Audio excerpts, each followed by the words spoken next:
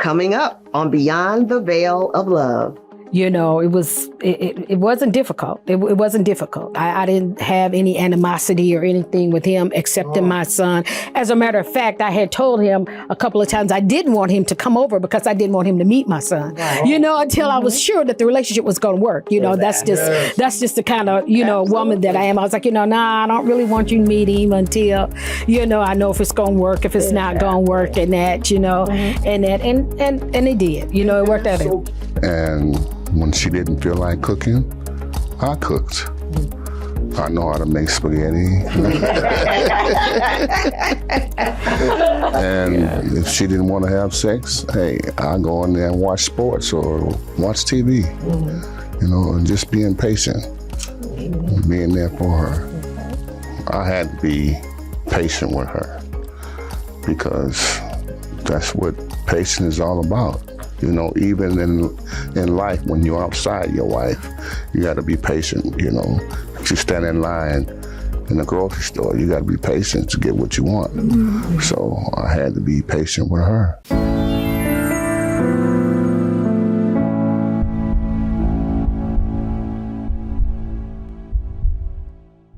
All right. Welcome back to another edition of Beyond the Veil of Love.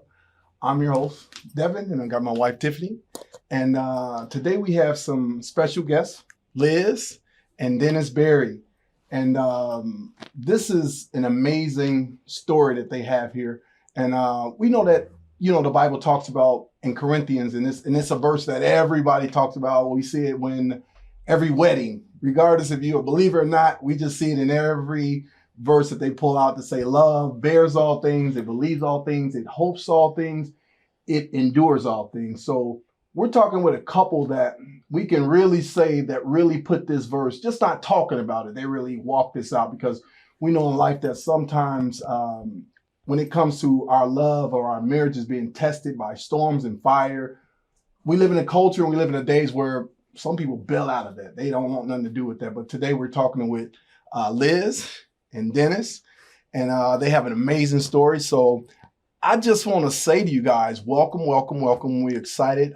Just briefly talked to you guys the other day, and it was just so much. It was almost like talking to my wife. It's like you're just in tears just even hearing the story. And it's like sometimes you ask yourself, can I go through that with my spouse? Or some people say, am I willing to stay in that type of situation? Or what would I do? So we know we had talked about things in the marriage and just things that you guys overcame together. But I just want to start off with saying that, how did this love, or how did you know that Dennis was this man that he was after your own heart? He just loved you, and he was there regardless of what you guys been through. Okay, well, I can say Dennis and I, we met shopping Christmas Eve at the Venture. Okay. Oh wow! First of all, Adventure. For a second there, the Venture. So at the Venture that store. shows you the time, right? How long ago? Absolutely. Yeah. That's all that let you know a long time ago.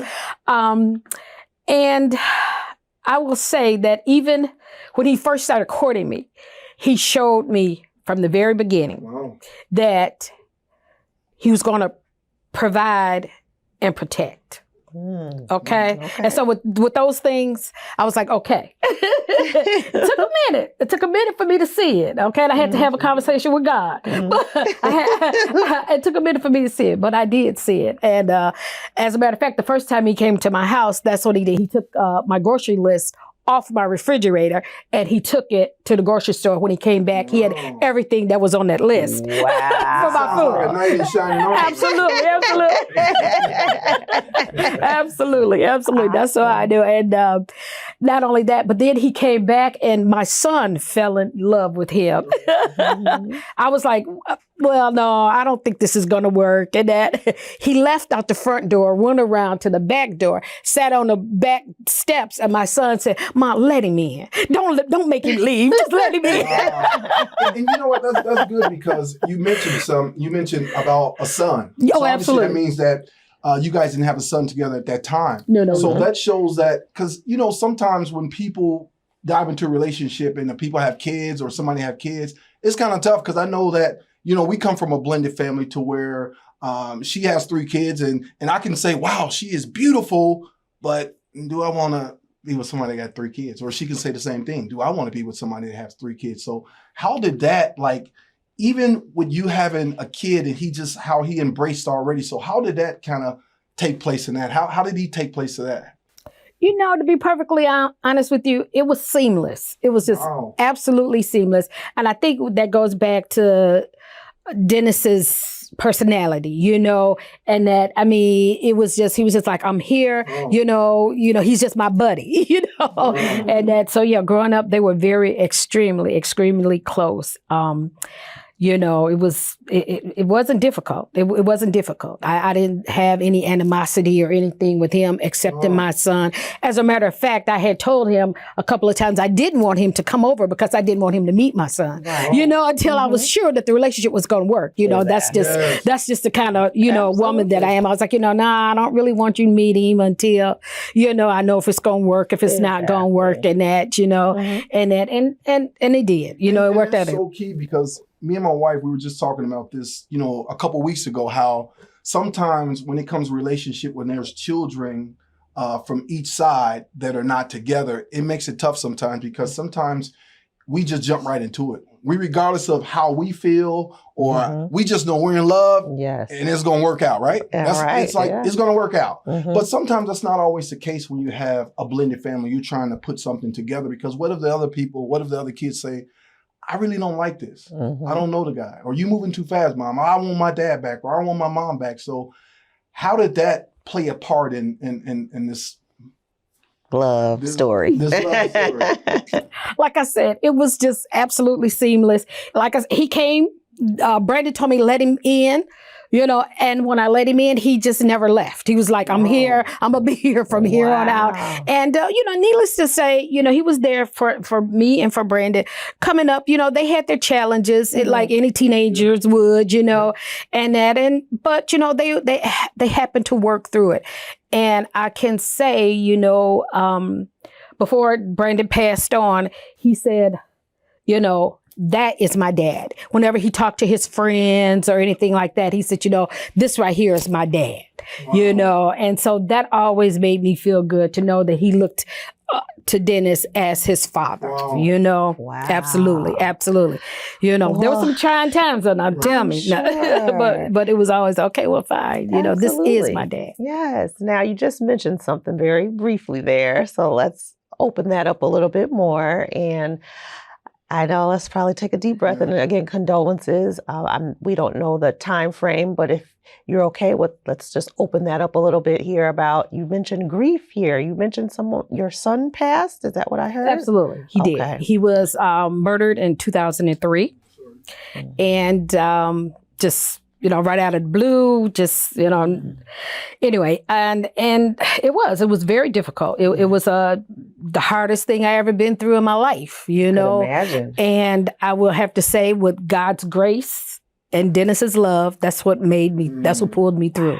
Plain and simple. You know, I can't put it any simpler than that, you know. And they say grace is sufficient. And I can tell people that much I do know, okay? Right, because I'm not talking about it. I have walked it. I've been through it. Absolutely, I have lived it. So it's not, is his grace sufficient? I know his grace is sufficient. Amen. And that is so tough. And again, you guys have my condolences. And just hearing that and just talking to you guys other day, I mean, sometimes as parents, we can't imagine how we would. And right now, I'm kind of shaking because it's kind of it's so tough to hear about a loved one or a child. Son, a child, right? Oh, absolutely. You know, it could be of age, we have kids. Absolutely. We have little ones. I have a little one that has medical conditions. And sometimes, you know, you worry about that at times. And you want to put that in, just like you said, you couldn't do it without God. You couldn't do it without your husband. And that is so critical because I know my wife is here with me, but it's sometimes those are the things that, you know, that we think about. What if something, how am I going to, God, how are you going to equip me for this? Am I going to get through these things? And those are the things that, you know, in life, we have to continue to just have faith in God to know that everything is going to work out for his good. Yeah. And this is so why that I can't see doing things without God being there, without close family or without my spouse being there. So that's amazing of how that story how that story is that glue that kept you guys together was your husband. Mhm. And how Dennis, I just want to say this. How were you there for your wife knowing that she's going through this where you guys lost a son? Well, the same year, my father passed the same year, but I think, It was in October. yeah, Brandon died in December. yeah, and 2003, the same year. Yeah. and by my father passing, it was, we knew it was going to happen because he had, prostate cancer. But I hung in there, even though my father had passed. And I had to be there for her because I knew Brandon from age 4 to his decease. And I had to be strong for her, for both of us.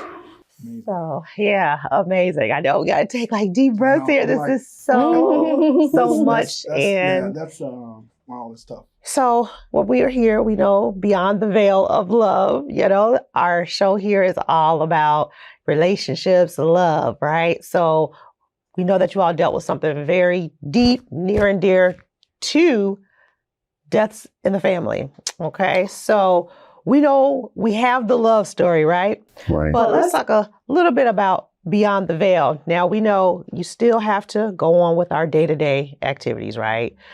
Whether that's work and the love part, like you said, the keeping the love. Let's talk first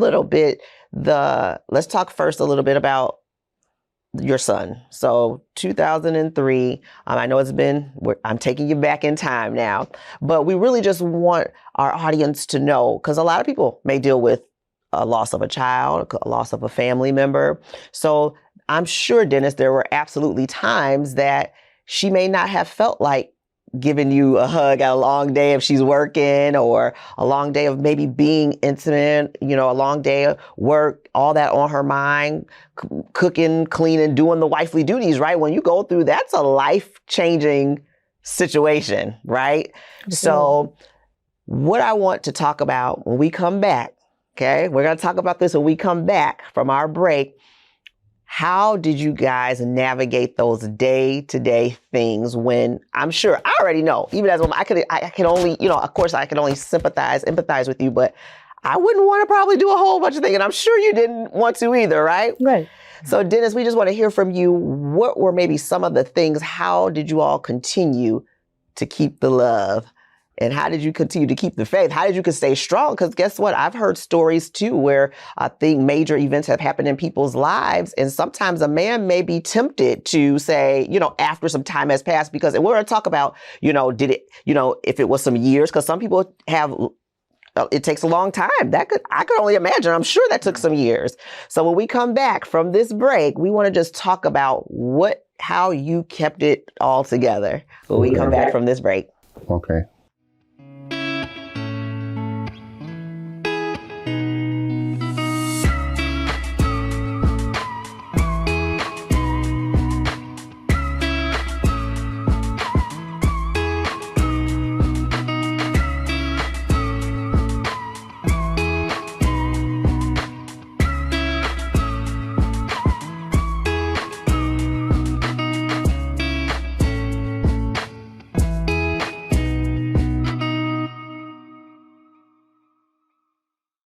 Welcome back to Beyond the Veil of Love.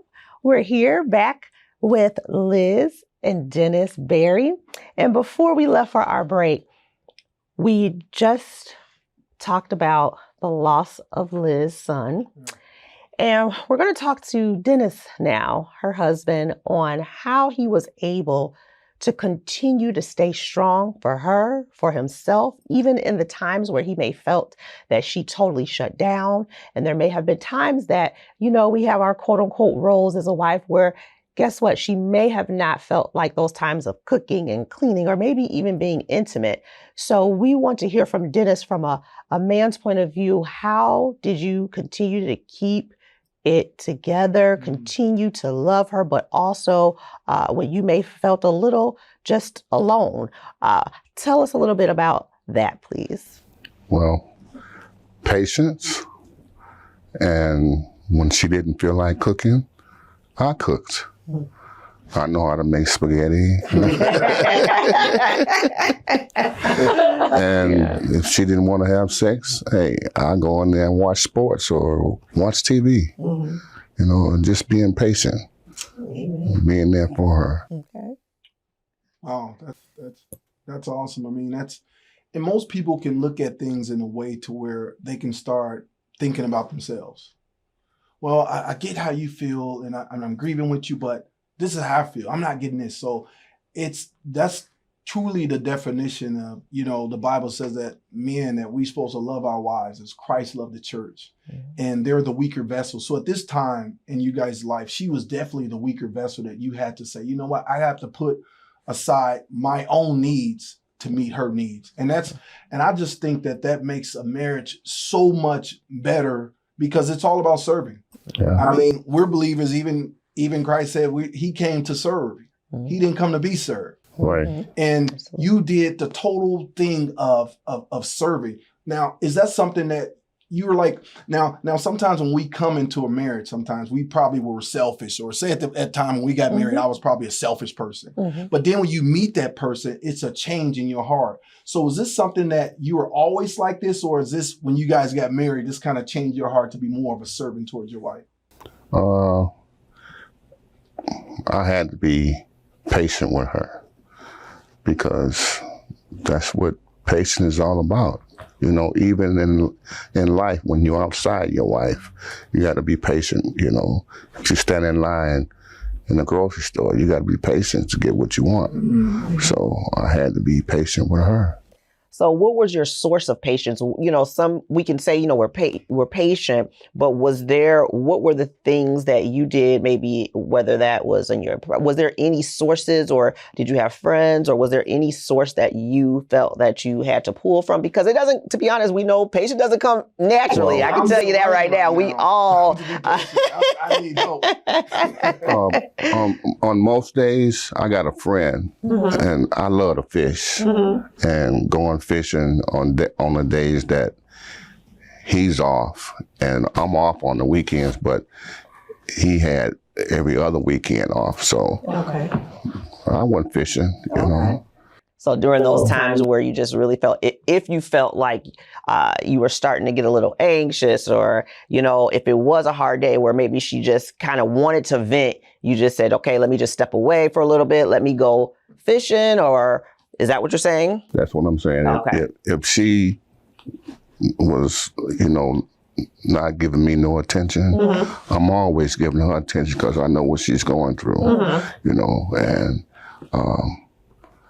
I just call my buddy and, hey man, let's go on the fishing pond. All right, that's a good thing. And we definitely sometimes need that accountability. I mean, sometimes when we're going through things, I know when I'm going through things, and sometimes, yeah, you know, you have your spouse, but you also have that good friend, that close friend that's gonna kind of recharge you, or just give you that word, or just to, you know, because even Jesus had disciples around him, he had people around him, and we live in a world that is so to where we want to keep and isolate. That we shouldn't isolate ourselves. Even when we're going through things, you need people. Right. And this story gets even more. I mean, just listen to you guys and just hearing just the story from the other day.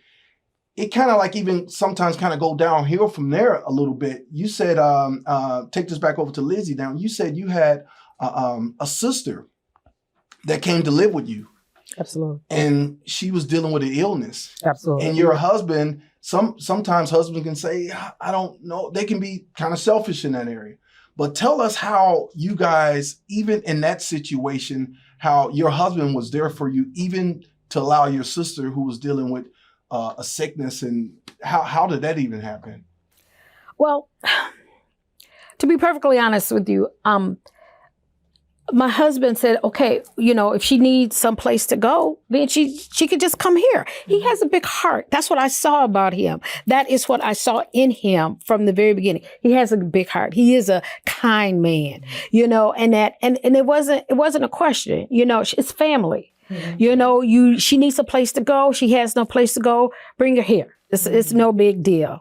And with that, I was working and And, I was like, well, if I need you, sometimes if you have to take her to dialysis, he was like, oh, sure. He said he was willing, but he never had to, but he was willing. He said, whatever you need, that is the kind of man that he is. He's not a selfish man. He gives with his whole heart. And that's what I saw in him. Wow. Absolutely. That's so awesome. He's a man of God, and this is what I say, it may not be churchy, he may not have every Bible verse, on his heart or anything. You don't even have to have that. Absolutely. Right. He does not have that. But he does have a big heart. And that is what I love about him, and that's what it's all about. Sometimes just because we can quote scripture and anything, but Right. it's one thing to live out the scripture. Exactly. Absolutely. And also too, I mean, that's so awesome because we have a mother-in-law. My wife's mom lived with us. Okay. And my mother came to live with us. That didn't work out. But my mom, there was a she clash. lives with us. Yeah. And for me, that was like, hey, if this is my wife and this is her mom, I have to welcome her in. I have to put my feelings aside and say that. Right. But you guys have an awesome story to where it even came. Now this is kind of switching gears too, and this is a definition of just your husband will what Christ died for us, our sins, right? Yeah.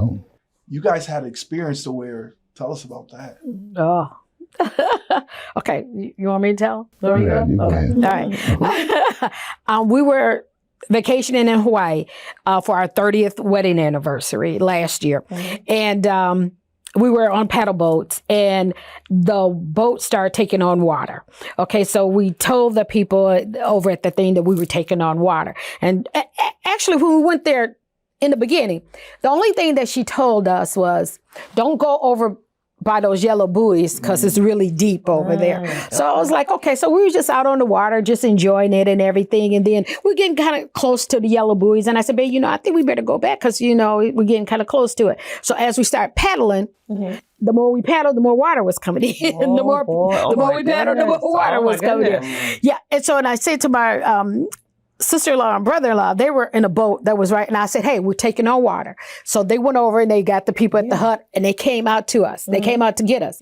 But they only brought one life jacket and they came out on a surfboard to get us. Wow. Okay. And so needless to say, now as we're going, then the boat is still taking on water. As soon as they got over there, they said, he said, here's a life vest. And my husband said, put the life vest on. He said, put it on. Yeah. Okay, and I was like, I'm looking up like, me? He was like, yeah, put it on. And then, trust me, as soon as I got that life vest on, the whole boat flipped over. Oh, my goodness. Okay, so needless to say, we went over boat, water, and now mind you, we're in the deep water. Okay, guess who? Guess what? I can't swim. Wow. I'm taking the jacket. Okay, I can't swim. So needless to say, but anyway, and then it's held on to, he was holding on to the surfboard. There was the current that was so strong under the current. When they took him out of the water, his pants was off. Oh my God. Okay, pants gone. Okay. Oh, you know what this kind of reminds? You know what this kind of reminds me of? The movie Hitch. I don't know if anybody has seen that. I've seen that when they were out on the water. So but needless to say, they got me out. Here we are. We're here to talk about it and that, But I'm telling you, if he would not have given me that life vest, because I'm telling you, the second I got that life vest on, the whole boat right over. So that wasn't nothing but God. That was God. That was God. That was God and my husband. That's the wow. So yeah. Wow.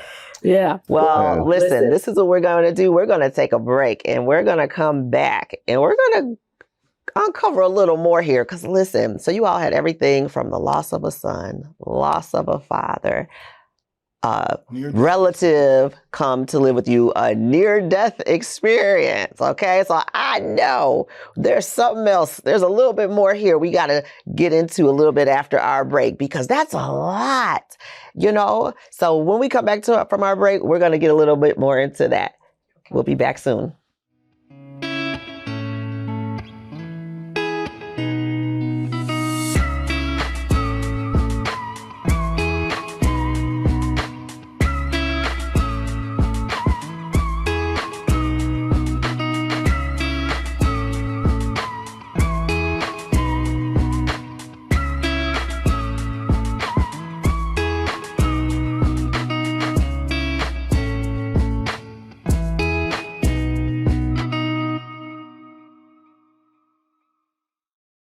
Welcome back to Beyond the Veil of Love with me, Tiffany Ross, and my husband, Devin Ross. And we're here with our amazing love couple, Liz and Dennis Berry. So before we left for our break, we were talking to you two about just really trying to get an understanding. We want you to be able to tell our audience here, through all of that you experienced, what was the glue? What was the glue? What really kept you? Listen, because I'm gonna tell y'all, those are some heavy things, heavy. Because a lot of people could look at you had, and now I'm not sure which one was before or after, and I'm sure you can go ahead and get into that. But when he said your father passed away, your son passed away. So I'm sure family and friends knew that you all already had some heavy things. Then on top of that, they come to you at some point and say, out of all the people, and you can go into this, I'm sure that maybe there were sisters, brothers, other relatives that maybe that person potentially they could have went to, but you know what? We're going to ask Liz, even though we know she already had this happen. We have this going on, right?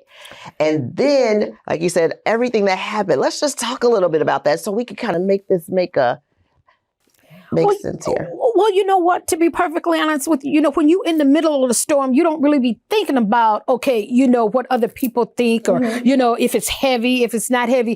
Your only thing is, God help me through this day. Yes. And see, I was my sister's caregiver for 30 years. She had a chronic illness that she dealt with it for 30 years. All right. So you were her caregiver. I was her caregiver. We were missing that piece of the story. Oh, absolutely. Okay. Yeah, I was her caregiver all along. So, every year we go to Minnesota. She had a kidney transplant and in Minnesota. And so every year we go to Minnesota and we spend time up there for her to see her doctors and everything. She, after that's her second kidney failed, she went back on dialysis. And that's kind of when she came back to live with me. Right. And it was just, you just don't think about it. You don't sit down and say, well, you know what, am I going to, give my sister breakfast this morning? No, you just go in, she got to eat. You just do what has to be done, and I would have to say that's where, God gave me the strength. And that is one of the things I can say that I absolutely prayed for is, you know what, God, I don't care if it's right or wrong.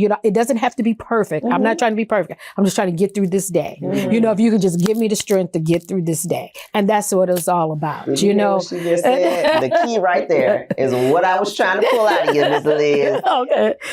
Listen, audience, it's about prayer. Oh, prayer absolutely is prayer. the key. So Yes. that is the secret right there is prayer. Absolutely. The secret is prayer. And you know what? And I don't have a Bible verse, like I said, in my head, but I used to say all the time, help. Help me. Sometimes all it takes is one word, right? Help and help me. That's all you need is one That's word. all I need is one word. That's right, to get through this day. She just said that one word, help. Help. Sometimes we think our relationship with God or prayer has to be this drawn out thing. It's supposed to be just like your kids coming to talk to you.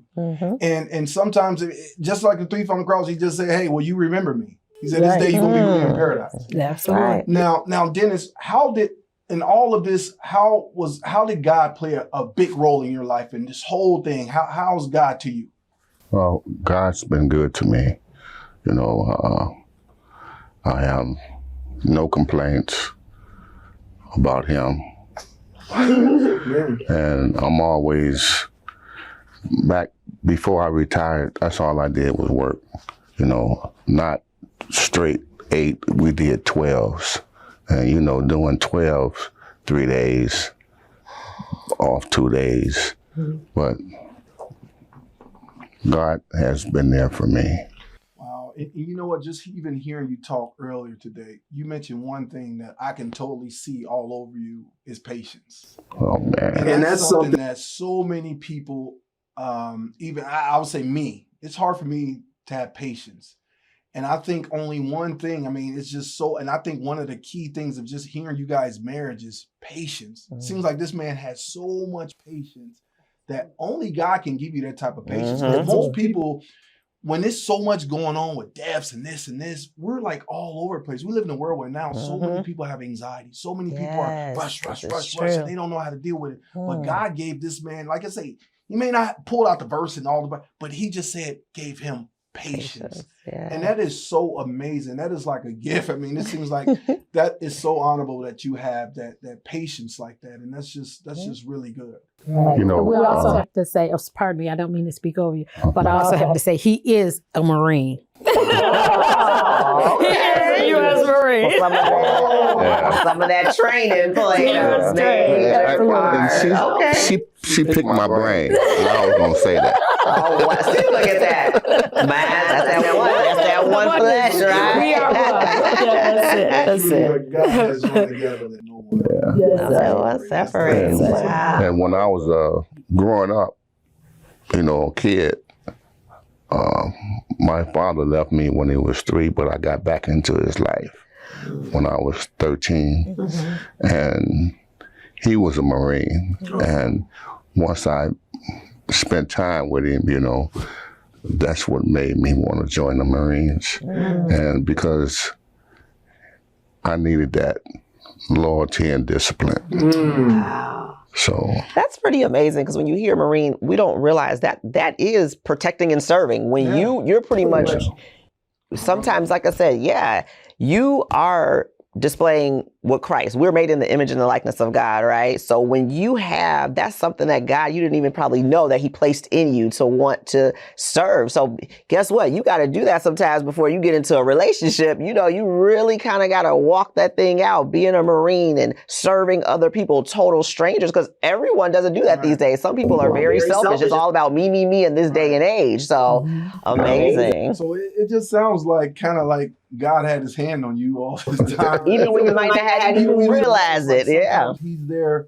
guiding us and protecting us. And sometimes we can't explain how we get these gifts or these things happen. It just shows you that God is with you, and the hand of God is on a lot of us. So the things that we say, wow, how do we get through that? Or how did I? Sometimes it's just God has always been with you all this time, and it's just an amazing story of you guys' love stories like that. That's awesome. That's amazing. And I will have to say also is that there were plenty of times when he would come in, I would be sitting there on the bed and he would just sit up against me and say, "Don't worry, I got your back." Whatever it is, I got your back. He would sit right up against me and say, "I got your back." And I was like, "Okay, all right, I got you." That's it. And I'm glad you said that, Liz, because guess what? At the end of the day, who has our back? God, right? God has our back. Absolutely. Well, listen, I want to thank you all for coming on today and sharing your story, your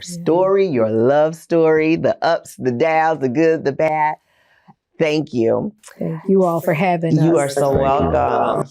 So, audience, this was amazing. We just want to let you know, hopefully you have seen from Liz and Dennis on Ultimately, love never fails. When we can first love ourselves, love each other, and know that in between that, God, listen, God will always, whether you realize he's there or not, like you heard from their story, he's always there, will always be there.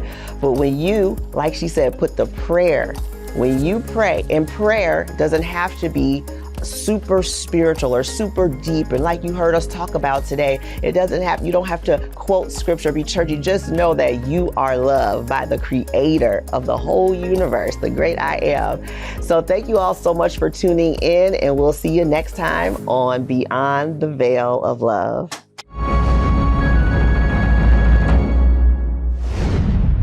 You're watching JD3 TV.